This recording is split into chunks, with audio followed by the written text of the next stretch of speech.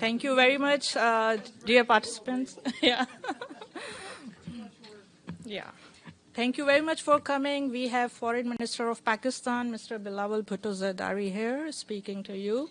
I will quickly give the floor to the Foreign Minister, and over to you, Mr. Foreign Minister. Can I have a pen, Mike? Yeah.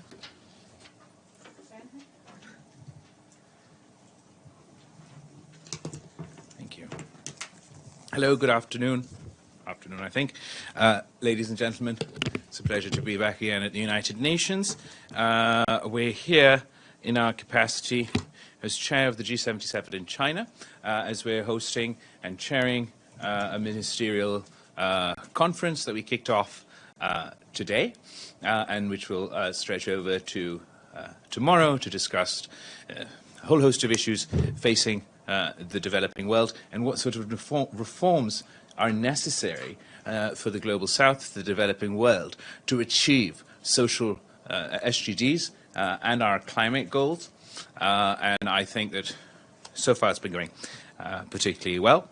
While we've been here yesterday, I had the opportunity to speak at the open debate of on multilateralism and reform at the UN, where I advocated for the UFC proposal for reform and particularly emphasize that we believe that permanent members, the right to a veto, are fundamentally undemocratic vestiges at the United Nations.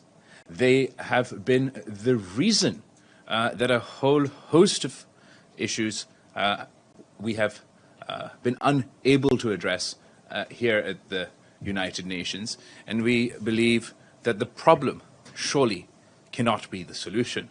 Surely the solution to paralysis at the United Nations cannot be more permanent members, cannot be more tyrannical, authoritarian vetoes. The solution to the gridlock of the United Nations is further democratization, further representation. But we would like to see the empowerment of the General Assembly, of the Secretary General, and the proposals of the UFC. Today, the United Nations Security Council held a meeting on counter-terrorism. I believe perhaps it could have been more inclusive, more transparent, had this too been an open debate, allowing for all countries, but particularly those such as Pakistan, who have been the victims of terrorism, who've experienced the devastation associated with terrorism, but who have also demonstrated consistently our ability to tackle this issue, be it domestically, with our successful counter-terrorism operations, first in South Waziristan, then in North Waziristan, that saw the overall security situation in Pakistan drastically improve from where it was between 2007 and 2013. When we very recently completed not one, but two action plans of the FATF, anti-money laundering action plan and the counter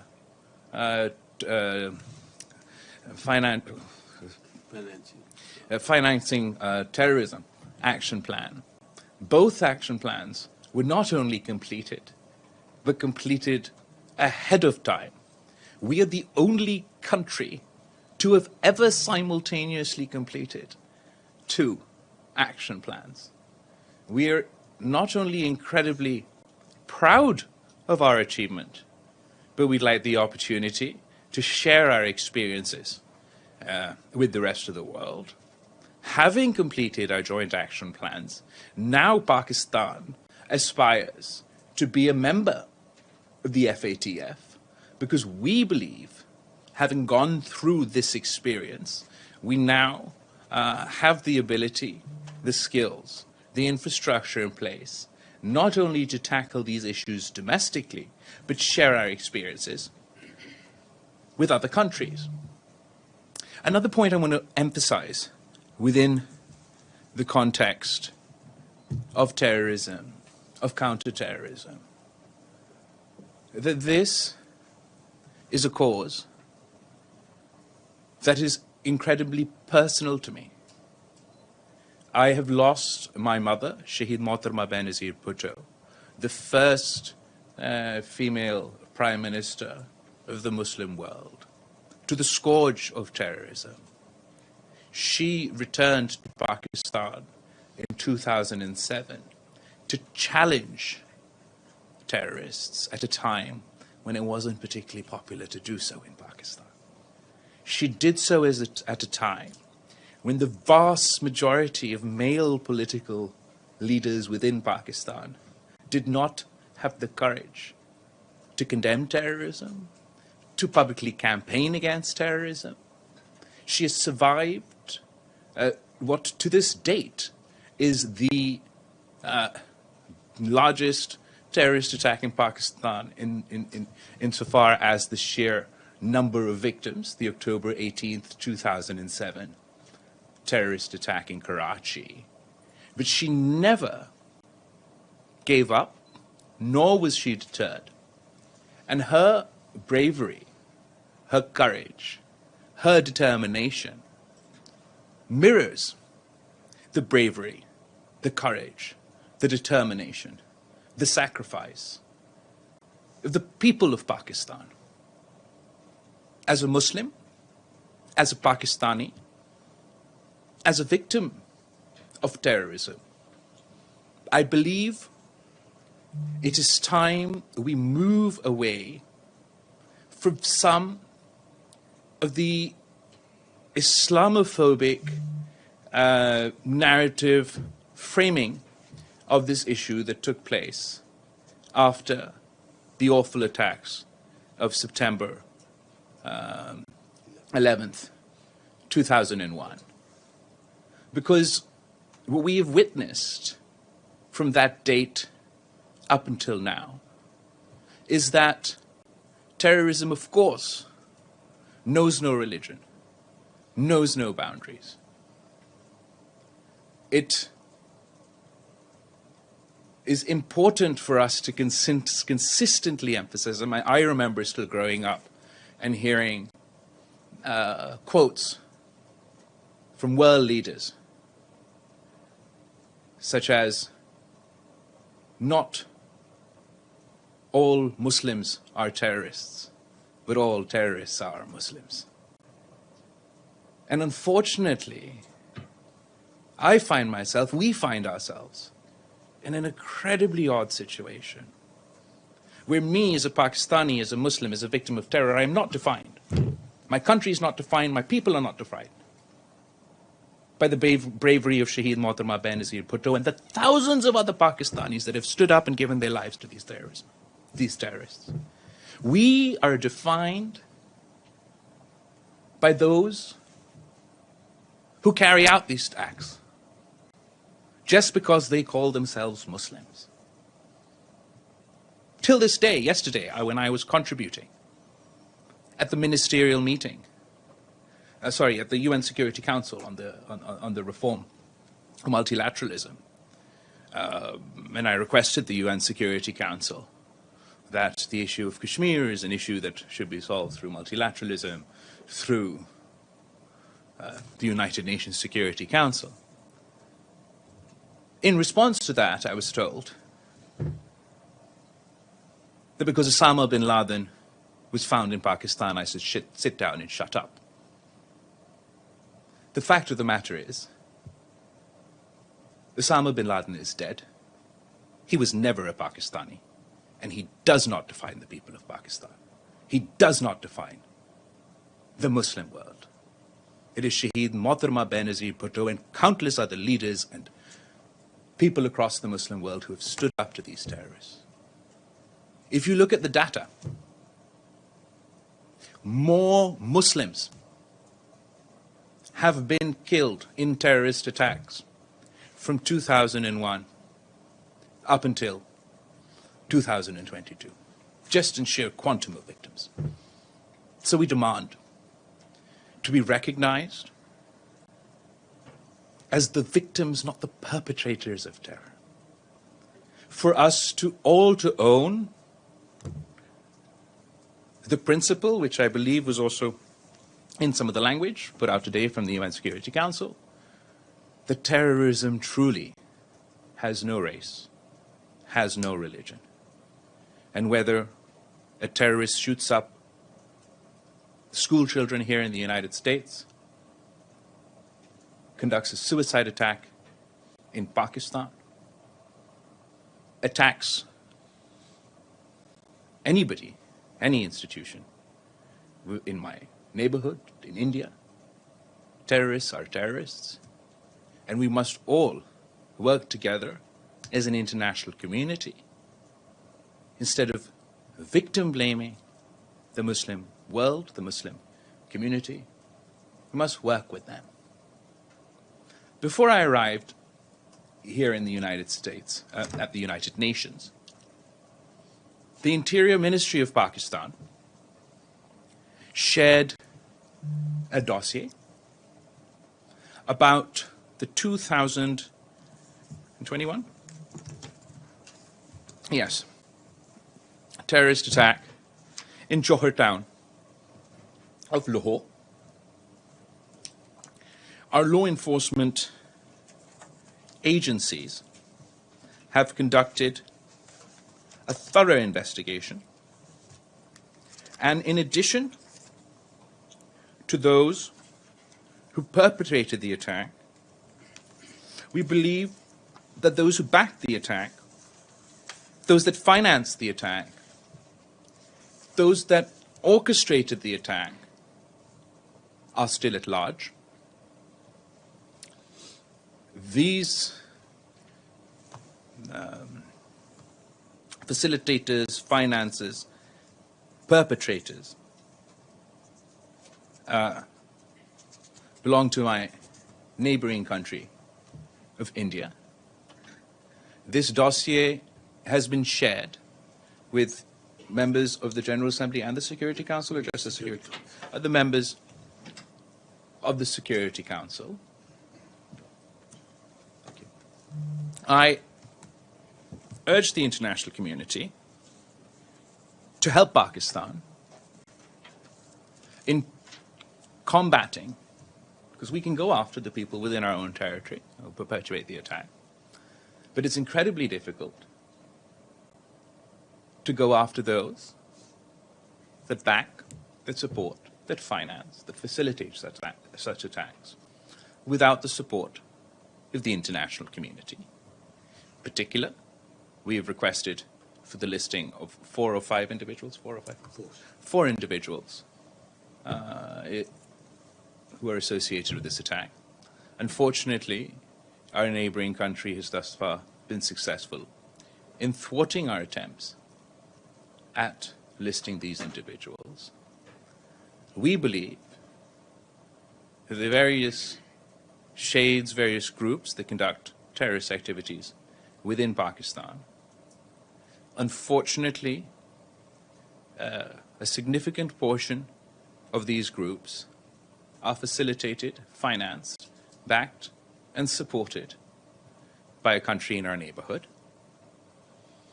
particularly those terrorist organizations that target Pakistan's economic engagement with with China in the form of the One Belt, One Road initiatives. Everything from the attack on the Chinese consulate in Karachi to various attacks in Balochistan have been traced back to such groups. The former Indian Prime Minister, Mr. Vajpayee, at Sharm el-Sheikh, admitted to India's involvement supporting such groups within the context of Balochistan. Their former National Security Advisor is on the record. Sorry? Present National Thank you, the correction. Their President National Security Advisor is on the record as far as their support for such groups. conducting attacks within Pakistan. I call upon the Indian government that these tactics must end. You cannot imagine that you will finance, that you will foster, that you will encourage such terrorist activities in my country, and then that these terrorists will be content with only conducting terrorist activities within my country. And it is about time that India and Pakistan and the international community work together to ensure that so-called non-state actors, wherever they are, wherever they conduct their nefarious activities from, wherever they target, whether they target Pakistan, whether they target any other country, that we work together to ensure that the financing, support, and facilitation of these groups come to an end. It is important for us, given the incredibly difficult and testing times that we face, that we finally, once and for all, work together to put an end to this long-standing point of irritation between our two countries. I believe that we have to draw a line in the sand and say that we have a complicated history, complicated past around this topic. Let's look to the future and ensure that going forward, no Pakistani will have to fear for their life, worry about whether their kids will come home or not. Heaven forbid if there's a terrorist attack. And that no Indian should have to worry that their family, their kids won't be able to come home as a result of some terrorist attack. I thank you all for your time. I thank you, Foreign Minister of Pakistan. We will open the floor for question. Before I open the floor, I would request to raise one question at a time so that we can give time to other participants. If we will be left with some time, we will take follow-up questions. So let's start with Valeria. Thank you, Mariam. Yeah. Thank you, Mr. Foreign Minister, on behalf of the United Nations Correspondent Association for this press conference. Valeria Robecco from ANSA News Agency. So, in your opinion, does the recent international events reinforce the need for a review of some functioning mechanism of the UN, including the reform of the Security Council, and what kind of feedback have you received in response to the Uniting for Consensus Group's effort in this regard, in this direction? Thank you so much. Thank you. I think as far as reform at the United Nations is concerned, Pakistan has been clear and consistent since 1995. Since 1995, we've been supporting and working with the UFC group in hoping that is the direction that reform at the United Nations will take place. Obviously, others have a different view. I strongly and fundamentally believe in multilateralism, in the United Nations. I think the best of humanity can be achieved when we're working together. But I also believe that any reform of the United Nations must be a democratization of the United Nations. It has to fundamentally, we have to sort of demonstrate the equality between states, not accentuate the inequality between states. I don't believe that an expansion of permanent members, I don't believe that more people being able to wield the veto is the solution to our problems. We've seen, be it Iraq, be it Ukraine, be it various issues at the United Nations Security Council. It is the permanent members, their outside influence, their ability to veto, that has hampered the smooth functioning, if it were, of the United Nations. And this is what we believe is the problem, and certainly not the solution. Pamela Frank. Thank you, Miriam. Ambassador, Foreign Minister, it's Pamela Falk from CBS News. Nice to see you again. The UN funding for the floods Yeah. is very low. It's Yeah. about somewhere around 30% and may run out. And in an interview in the last day, you said Pakistan also has energy insecurity, is not taking reduced rates from Russia. How can you bridge the gap if the UN isn't coming through and other subsidies are not coming through? So Thank you. Thank you so much. Let me break it down in for you as far as the floods are concerned. This is, the sheer scale. I was here now 2 months ago, and I'm back again. At that time, a third of the country was underwater, but today, still parts of my country are underwater. Parts of Sindh, parts of Balochistan are still underwater. They've missed not just the one crop that they lost last time, but this time around, also the wheat crop. So economically for them, this is absolutely devastating. From the areas where the water has receded, there's devastation left in their way.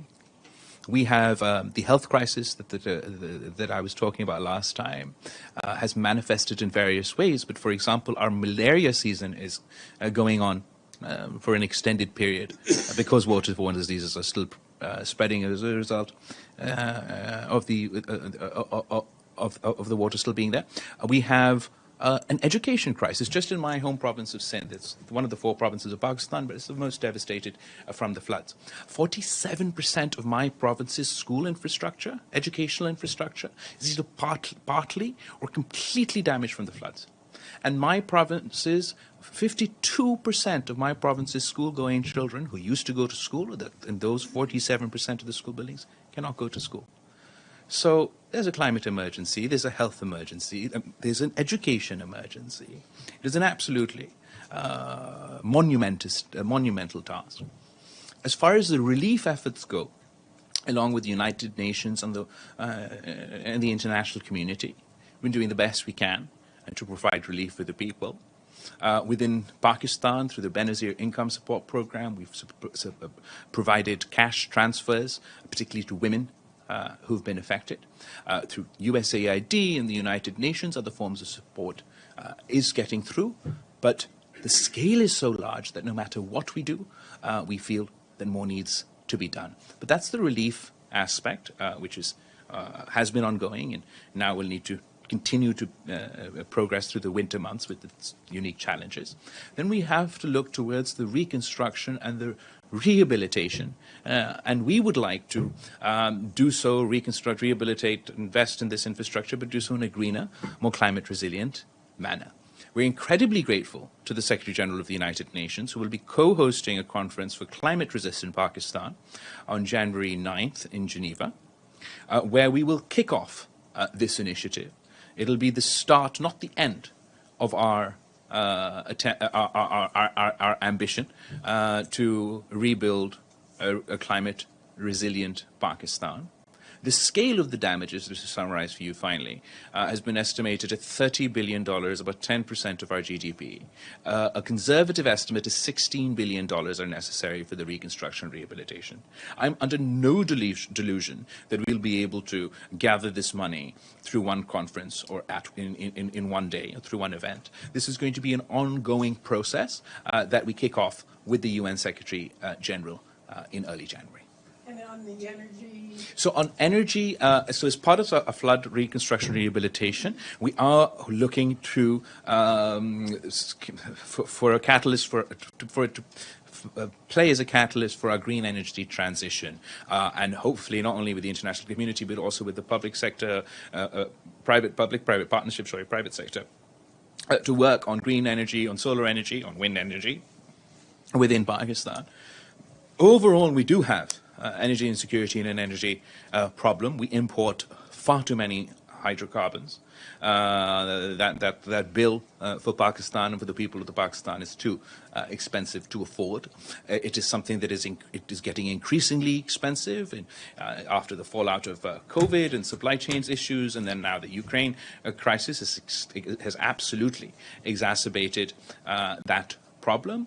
We are committed to not only our transition to green energy, we want to focus more on domestically produced energy rather than imported hydrocarbons. But in the crisis of now, we will do whatever we can to meet our people's needs. James? James Bates from Al Jazeera. Can I ask you about Afghanistan? We are seeing harsher and harsher punishments from the Taliban. We're seeing women excluded from public life. Girls have not been allowed to go back to school. And in recent days, we've seen clashes taking place across one of the two main border points between Pakistan and Afghanistan. Is it time for Pakistan to reconsider its policy of engagement with the Taliban? Do you need to look at this again?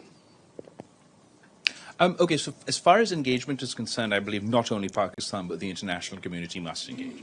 I can't wish the Taliban away or Afghanistan away. They're a reality. They're there on my border. The modes and ways that we are engaging, the ways in which we are engaging, particularly within the Pakistani context and as far as the TTP, perhaps that can be reconsidered as far as strategy is concerned, as far as the way we put across our demands or what we expect from them. But we can't give up on engaging. I don't believe if I just turn my backs and stop talking and the rest of the world stop talking, that Afghanistan's issues will sort out themselves. So how do you make the Taliban change its behavior?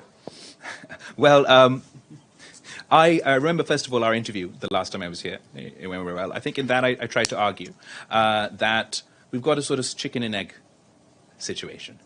The economic situation in Afghanistan is dire. The humanitarian situation is incredibly alarming. It's this organization, it's the United Nations, that has said that 97% of their people will fall below the poverty line. I know of horrific stories. You hear of child marriages. No, they're not marrying off their young girls out of choice or because they want to. It's because they physically can't afford to feed their children. And they think it's better to have a child marriage so that someone can take care of their little girls. I've heard horrible stories about how parents are drugging their children to sleep because they have to go to sleep hungry. I want women's rights more than anyone. I believe that within the Islamic world, it is our religion that before many other religions granted rights to women. It is my country that produced the first Muslim female prime minister. We will not compromise on women's rights. But I want to also be practical about how we can achieve that. I do not believe we can starve the Afghans to force them to follow women's empowerment or to deliver on these provinces. I believe that there needs to be not only humanitarian assistance, but the conducive economic environment to allow those who do want to deliver on their promises to themselves and on the international community vis-a-vis women's rights, the political space to do so. I think history has demonstrated that whenever in the past in autocratic, theocratic regimes, when the economic times are tough, then rights are usurped, contracted rather than expanded. I don't believe that with the Afghans' money frozen, with their banking channels shut, we will see progress on this and other issues. In my conversations, well, not my conversations, but conversations that happen with the government, the interim government of Afghanistan or their representatives, we do emphasize on the need for them to deliver, or not my promise or your promise, on their promise to the international community, which includes inclusiveness, rights to women and girls, particularly in the education context, ensuring that their land, their country, their soil is not used to perpetuate terrorism. I believe that we can achieve those goals through engagement. It's been 1 year since they've taken over Afghanistan. I'm sure that 1 year is an incredibly long time for the women of Afghanistan, for the girls of Afghanistan, but it is still 1 year. I'm hopeful that with further engagement, with not only ourselves, but working with the international community, through the OIC and other organizations, that we hopefully will be able to convince them to implement their own promises. Mr. Azim Mia. Mr. Foreign Minister, Azim Mia from GeoTV and Young Group. A war of words is going on between the Indian Foreign Minister and the Pakistani Foreign Minister. Just a few minutes back, Indian Foreign Minister accused Pakistan of terrorism, and Pakistan has been submitting so many dossiers to different authorities, different organizations, including the UN, but with no result so far. So how long the Kabul, Delhi, and Islamabad are going to face this war of terrorism against each other? And secondly, do you foresee any kind of rise in tensions because Pakistan is in a vulnerable situation and there is a war of words between you and the Indian Foreign Minister over here? Will it turn into any kind of rise in the tensions along the borders? I don't believe we're in a war of words. Are we in a war of words? I haven't noticed. Well, I want to be very careful because I actually didn't catch the statement that you're referring to. Just now he made at the stakeout. Oh, okay, well, that I disagree. It's pretty safe to say. Look, I'm the Foreign Minister of Pakistan. And Pakistan's Foreign Minister is a victim of terrorism, is the son of Shaheed Mohtamma Benazir Bhutto. The Prime Minister of Pakistan, Shahbaz Sharif, when he was CM of Punjab, his home minister was assassinated by terrorists. Political parties, civil society, the average people in Pakistan, across the board, have been the victims or the perpetrators of terrorism. We've lost far more lives to terrorism than India has. Why would we want our own people to suffer? We absolutely do not. Unfortunately, I think India has been playing in that space that I referred to earlier in my statement. It's very easy to say Muslim and terrorist together and get the world to agree. And they very skillfully blur this line, where people like myself are associated with terrorists, rather than as those who have been fighting and to this day are fighting terrorism. As far as India is concerned, they've had terrorist attacks. They too should not have had to experience terrorist attacks. Whatever cooperation they need, we've offered in the past, we can, would like to continue to offer in the future. But they continuously perpetuate this philosophy. And it's not just for Pakistan, it's for the Muslims in India.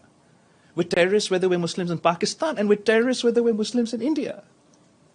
I'd like to remind the Honorable Foreign Minister or the Minister for External Affairs of India that Osama bin Laden is dead, but the butcher of Gujarat lives. And he is the Prime Minister of India. He was banned from entering this country until he became Prime Minister. This is the Prime Minister of the RSS and the Foreign Minister of the RSS. What is the RSS? The RSS draws its inspiration from Hitler's SS. The RSS, I saw yesterday that the Foreign Minister of India was with the UN Secretary General inaugurating a statue of Gandhi. But if the Foreign Minister of India was being honest, then he knows as well as I that the RSS does not believe in Gandhi, in the ideology of Gandhi, in the manifesto of Gandhi. They do not see this individual as the founder of India. They hero worship the terrorist that assassinated Gandhi. Within India, who perpetuates terrorism? Is it Pakistan? Ask the people of Gujarat. They will say it's their Prime Minister. Ask the people of Kashmir. They will say the butcher of Gujarat is now the butcher of Kashmir. And I'm not talking about some imaginary past. I'm talking about today. They're not even attempting to wash the blood of people of Gujarat off their hands. For their own election campaigns, they have pardoned Prime Minister Modi and his government have used their authority to pardon the men who perpetrated rape against Muslims in Gujarat, who conducted the gang rape of women in Gujarat. Those rapists, those terrorists were freed, were pardoned. For the Prime Minister of India, this is the truth of the matter.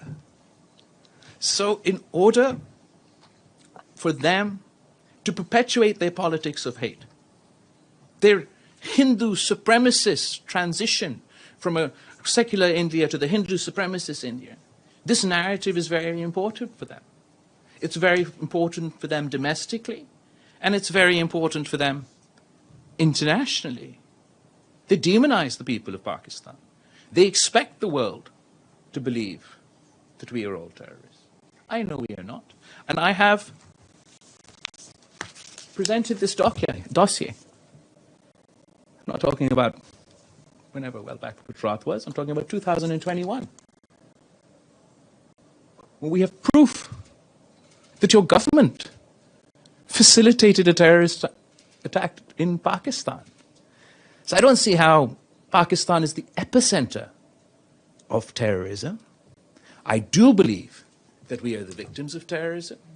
If it's not the government of India, certainly the people of India have been victims of terrorism. The people of Afghanistan have been victims of terrorism. The people of the United States, the people of Europe have been the victims of terrorism. And it's for us to work together to combat the politics of hate, to combat whether it's Islamic extremism or Hindu extremism, to come together and face these challenges and not pursue narrow populism, religious populism, divisive politics, domestically or internationally, and to further spread hate within communities. Otherwise, it's not just this generation, all the generations to come will continue in this cycle that we see ourselves. Sir, second part of my Abdul question, Hamid is there Siam. any We will take possible follow-up rise in question tensions? later. Azim Mia, sir. Thank you. Mr. Siam. Thank you. Welcome, Foreign Minister. Thank you, Mariam, and thank you, Ambassador Munir. My name is Abdul Hamid Siam from the Arabic daily Al-Quds Al-Arabi. I have many questions, but Mariam ordered us to confine our... I cannot. And my question about internal issues in Pakistan. Sure. Recently, there was an attempt to murder Imran Khan. Mm-hmm. It seems that he is still popular. There are many people supporting him. When he calls for a rally, he receives hundreds of thousands of people. So how do you explain what happened? Who was behind it? What does the investigation say about the attempt? I think there's two parts of your investigation. As far as the attack on Mr. Khan is concerned, I would like to once again emphasize to the Punjab government in Pakistan that it's incredibly important. This is not just an attack on Mr. Imran Khan. This is an attack on a former prime minister. It's not about political differences. We want to see the facts. And there's an investigation on the provincial level ongoing that needs to show results. On the federal level, the Prime Minister has written to our superior judiciary to investigate the matter. As far as Mr. Khan's popularity, that's where I'll contest you. Because we all saw him and his march in Pindi. Hundreds of thousands of people did not gather. A few thousand people gathered. In a country with 200 million people, I believe that any one of our political parties can organize a political function on the scale that Mr. Khan has. A popular leader was Shaheed Mohtarma Benazir Bhutto, who landed in Pakistan in 1986 and still holds the record to this day of the largest political gathering with 3 million people received her at the airport. Our population today is far beyond that. Mr. Khan is particularly well versed, as most populists are, with social media. He uses that as a propaganda tool. And there were some by-elections held recently in Pakistan, about 9 by-elections. And these by-elections were for seats that Mr. Khan, as parliamentarians, resigned from the assembly. So in those seats, there were by-elections. And in those by-elections, Mr. Khan lost 3 of the seats he once held and won the rest. If I was in that situation, where my party had 10 by-elections or 9 by-elections in seats that are our seats and I lost 3 of them, then I would be, quite worried about my prospects in the general elections. Thank you, Mariam. Hi, my name is Ibtisam Azim from Al Arabi Al Jadid newspaper. I have first a very quick follow-up on James' question on Afghanistan and economics. Sure. Could you please elaborate a little bit more? What do you believe that need to be done? You touched a little bit upon the issue of frozen assets. So yeah. So one frozen assets, but also their banking channels, Asha. So there's economic activity or there are projects that were sort of pending from the old administration, and all of a sudden they can't function because people's bank accounts don't work. I believe this is sort of unnecessarily cruel. If these economic activities were to take place, they'd provide job opportunities to the people of Afghanistan that would benefit not only the men but the women of Afghanistan as well. So I think it's incredibly important for us to, at least on that front, facilitate the functioning of their economy so that there can be some activity for them to withstand the shocks that we're all facing, difficult economic times everywhere. And when talking with the Americans or other leaders, what do you hear in response on that issue? I get it. It's difficult, particularly in Western countries, particularly in D.C. or in Westminster, to convince your parliaments to continue, whether it's to continue humanitarian funding or to ensure progress on these fundamental economic points, given the perceptions of the Taliban and their history. It's very difficult to convince their congresses and their parliaments about this chicken and egg situation that I tried to explain to James about what comes first. And therefore, I think those are the sort of challenges that they do face, that this is where we're trapped. They say, no, you deliver on women's rights first before we can move anywhere. And those of us who are watching the sort of situation on the ground are extremely concerned that if we don't even see this minimal progress, then women's education and an expansion of women's rights in Afghanistan will be a distant dream. Shu. Yeah. Hi, Minister. This is De Zhishu with China Central Television here. Hi. I'm going to ask a question on G77 and China. So we know that for past decades, not only developing countries, I would say the whole world benefits from globalization and the international trade and commercials. But recently, we saw more and more hurdles on this. Like particular country, they put the countries they put, let's say, tariffs on particular things, blocking export or flow of technology or subsidizing things. What would that impact the developing countries, especially in the time you said, and I quote, facing unprecedented challenges to their economic progress as well as the danger of social and political turmoil? So we did discuss this at the G77, and I'm sure it'll be taken up by other countries as well. Absolutely, we've called for the end of this protectionism that we're seeing all over the place. It's particularly funny because growing up, I heard a lot about how great the free market was and how everybody should follow the free market. And I think that worked well by those specific countries that did benefit from the free market were benefiting from the free market. So then everybody should follow the free market.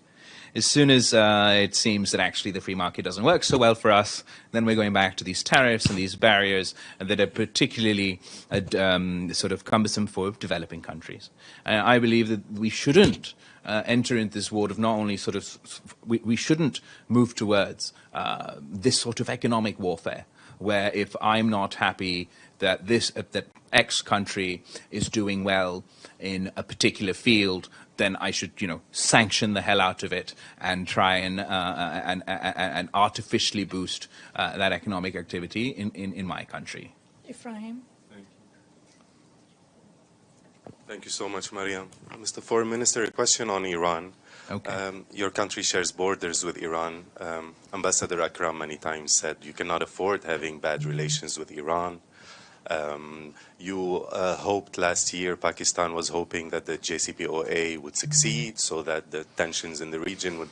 But today, when you see what's happening in Pakistan, what is your Pakistan's main stance on what's happening? And since you said that Afghan women are an issue for the whole Muslim world, is the Iranian youth, Iranian women, the 350 who were killed, 20,000 in jail, is this an issue for the international community also, or is it an internal issue that Pakistan would want to distance itself from? As far as the protests that have been ongoing in Iran, I think that, which is obvious to everyone, that the peaceful protests are, and particularly the women who are protesting, are incredibly brave. We don't support sort of rioting or violence, but obviously peaceful protests are not only encouraged by us, but even within Iran. I think Iran's history has demonstrated that time and time again, the people of Iran have been very brave in their political activity, in their activism, and in their protesting. As a result of the protests of Iranian women, we are seeing, or at least I'm hearing, about potential reforms within Iran as a result of those protests, and I believe that achievement will be an achievement for the brave women of Iran who have been protesting. As far as whether this is an international issue or not, I believe that when not so much sort of the success or ability. Let's take it out of the context of Iran. I'd feel more comfortable talking if it were in my own country. So in my own country, if I'm being challenged by protests, if the more organic those protests seem, the more likely they are to succeed and the more legitimacy they have. Within the Iranian context, I believe in some cases, with some Western countries co-opting some of these protests, rather than empowering, sort of undermines those efforts. So that is just the sort of the differential that I would say, that the women of Iran can protest themselves, can achieve an enhancement of their rights themselves, and it'll be their achievement.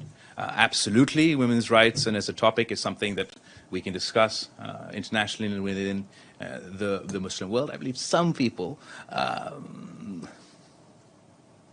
sort of co-opt these protests for their own means, which undermines, unintentionally perhaps, their own legitimacy.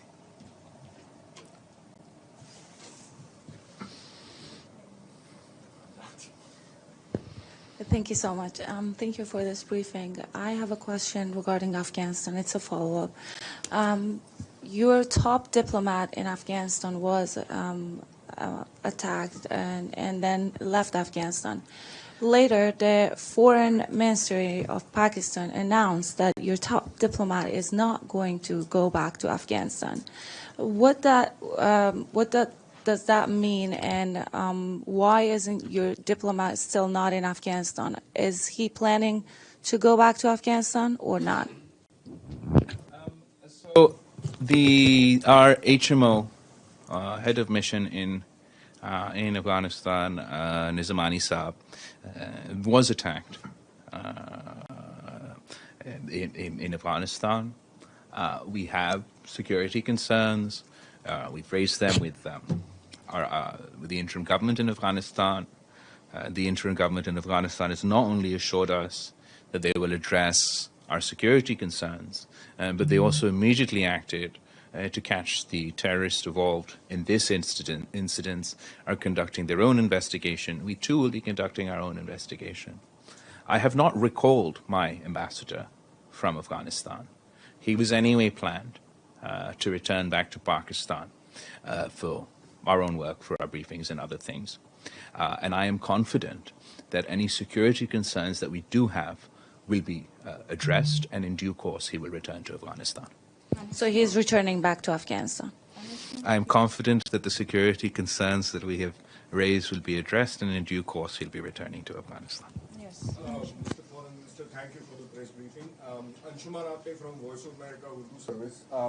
My question is, since the new government took over in Pakistan, have you seen any improvement in US-Pakistan relations? And if you could cite some examples of that improvement. Secondly, while importing oil from Russia, will you abide by the price cap?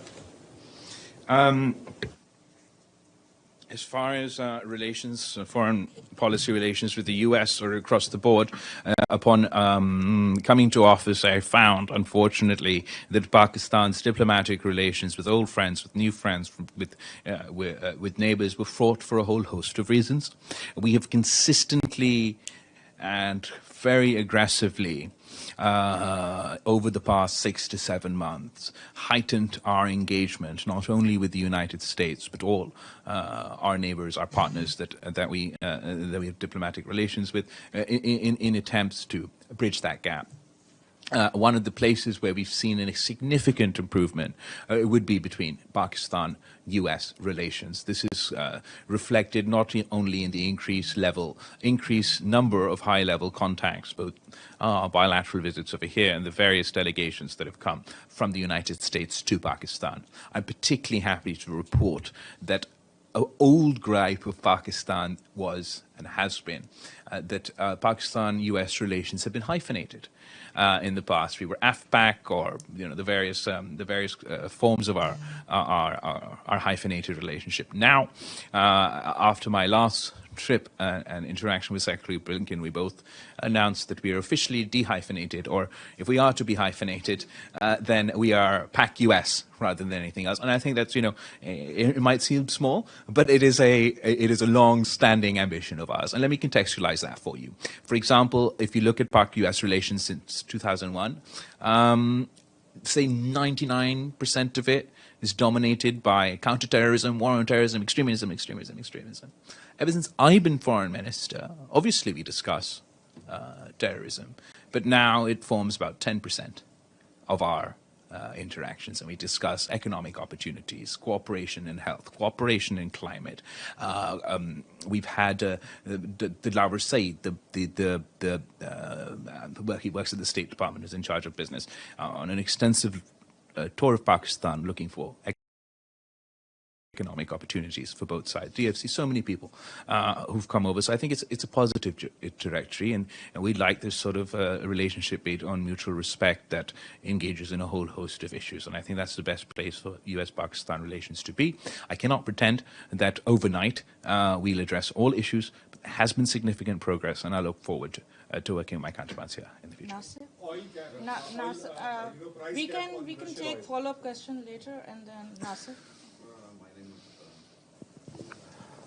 My name is Nasir Qayyum from Bol TV, Pakistan. Foreign Minister, my question is in regards to the TPS status. Pakistan has seen the worst flooding in the history of Pakistan. Recently, the entire country was under flood.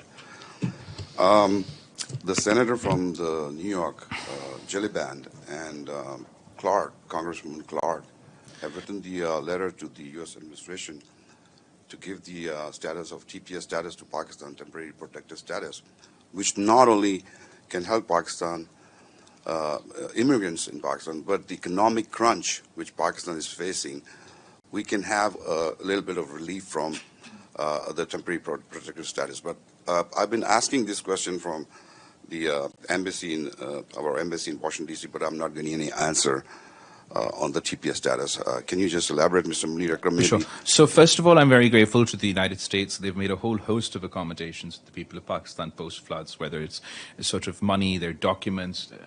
Actually, it was reported in Voice of America. I'll send you the clip and the details later. I don't have them with me. I don't remember them off the top of my head, but there's a whole host of facilities that are available to Pakistanis in the United States as a result of the floods. As far as the TPS status is concerned, that we haven't, that I haven't got anything for you on. But I will get you the details of what has been provided so far, and once I know more about TPS, I can share that. They just need a letter from the government of Pakistan.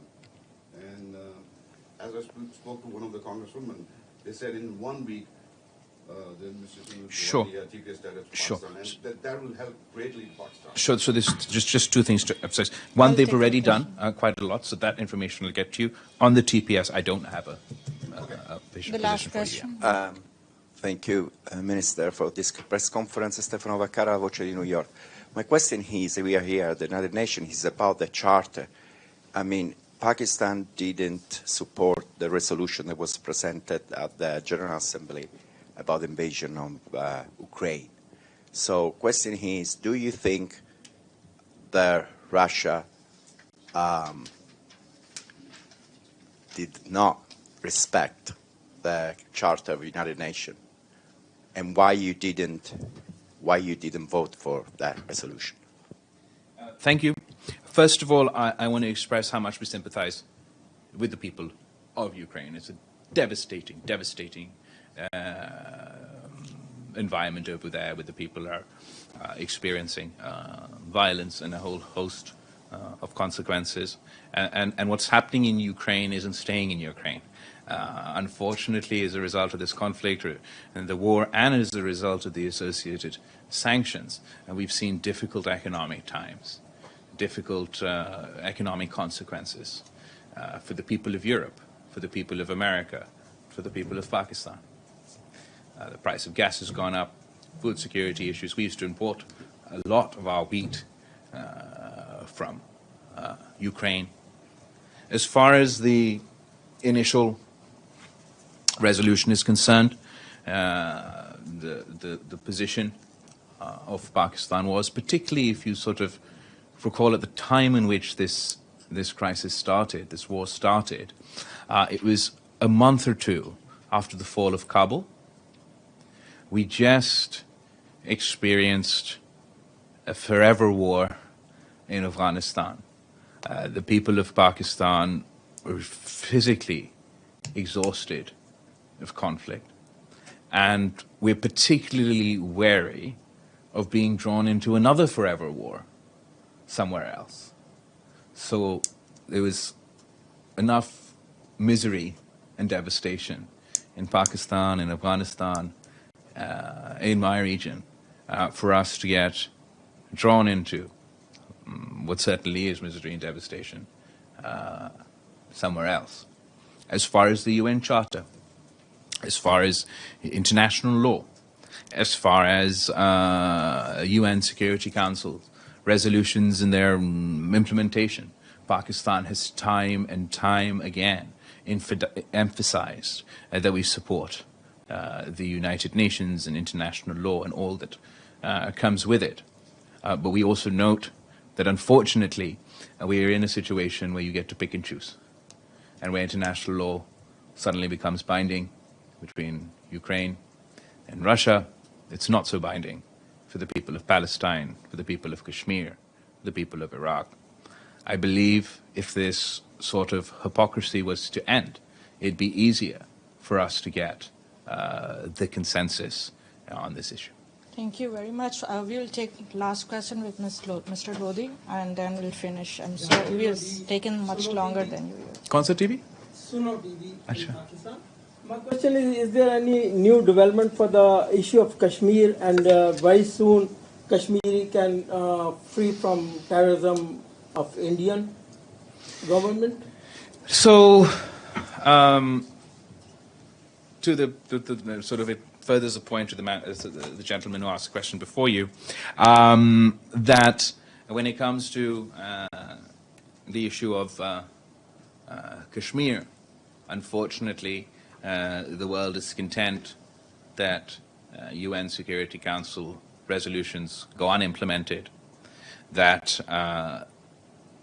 what India has done in August 2019, unilaterally usurping the United Nations recognized internationally disputed territory of Jammu and Kashmir, is absolutely condemnable. It is outrageous. I think it was particularly bizarre that I was at the UN Security Council yesterday. The Presidium is with India, the same India who's advocating for reform to multilateralism, but will not allow the UN Security Council resolutions on Kashmir to be implemented. They'll advocate for reform to multilateralism at the United Nations one day.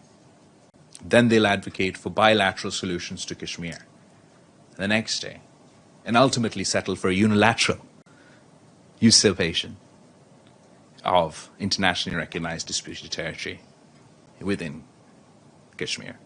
I think this hypocrisy speaks to the heart of what is wrong here at the United Nations, or the dysfunction here at the United Nations. Surely, no member who refuses to recognize UN Security Council resolutions deserves to sit on the UN Security Council.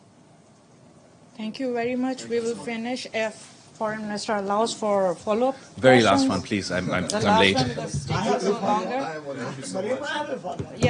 Azim, okay.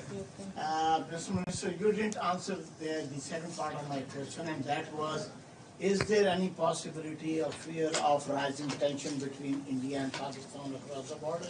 Because all this, at a multilateral organization like the United Nations, how the things are going on, accusing each other about terrorism and counter-terrorism. Will that dossier be available to the media? I'm sure it will. Hopefully it will be. I don't want to get ahead of myself. It has never been before. Well, the Interior Minister presented it to the media, verbally at least. We've already shared it with the UN Security Council members. I'll find out. If not now, hopefully soon. It'll be available to the media. And as far as tensions between India and Pakistan are concerned, or the tension between our two countries has reached this point because of the actions of August 2019.